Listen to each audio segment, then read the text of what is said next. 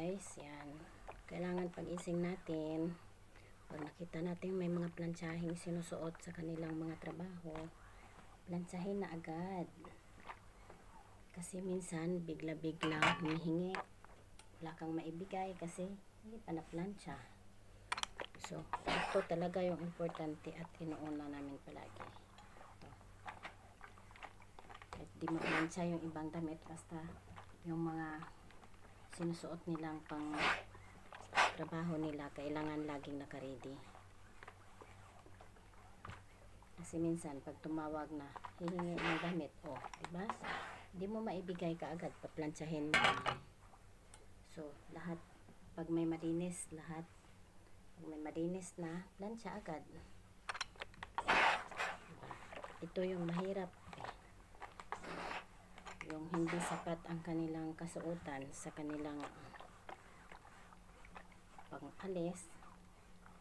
Kaya, kahit maaga, plantsahin mo, tapos utusan ka sa kusina, basa ng tubig. So, alam nyo na yan guys, kung anong sakit namin.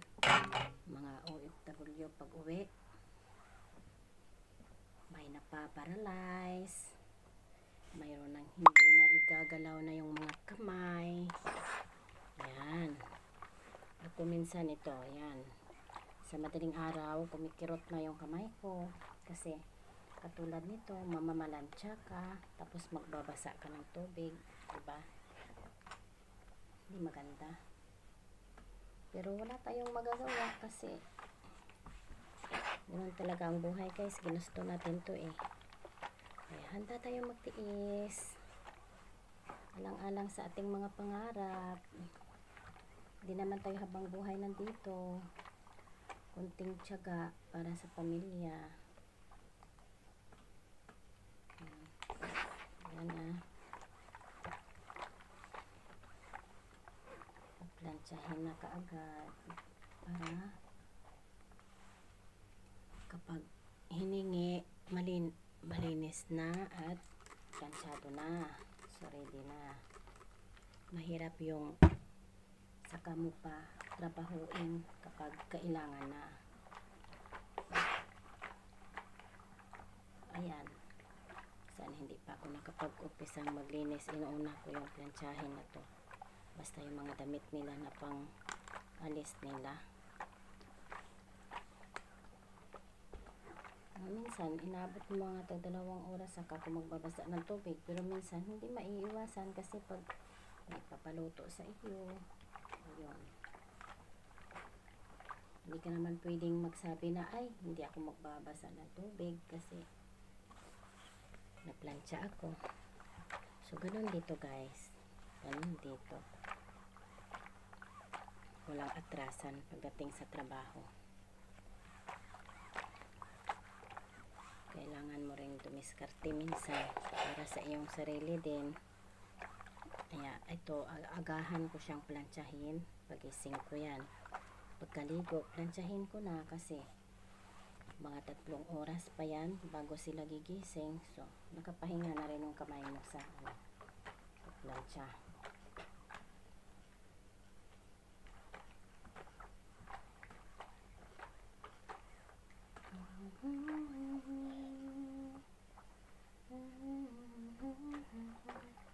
Diba? Ang akala lang nila masarap ang buhay nang nasa abroad. Pero di nila alam ang ating paghihirap. Simple lang at kinakaya para sa ating pamilya. Yan. Ayan, kailangan naka-ready yan. Laging naka-ready ang gamit na pang trabaho. Kailangan yan naka-ready palagi. So, yan siya. Kailangan yan. Yan.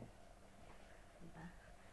Kailangan plantsahin natin ng maaga para minsan maaga may pumapasok.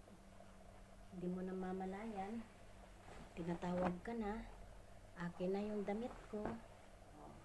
Ano ibibigay mo? Kasi mag-ura-urada ka pang magpapalansya.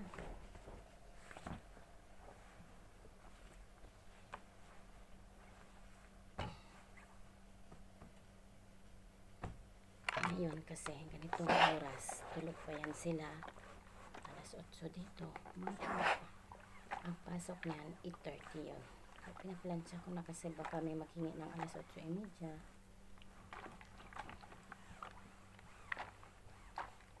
Ready na siya.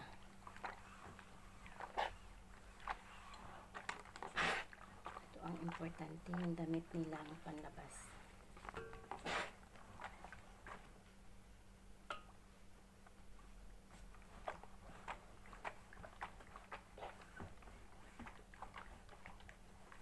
Di bali yung mga damit dyan na pang bahay-bahay lang yan. Unahin natin ang pang trabaho nila.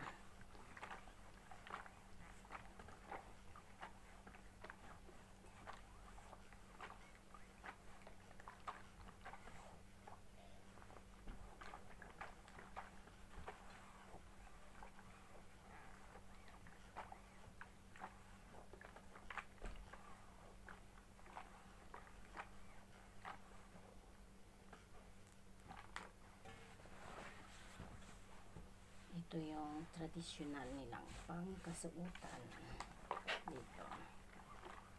Yung sa Saudi tawag dito tob. Ang tawag dito ay tob. Dito naman sa Oman, ang tawag nito ay desdasher. Desdasher. Dati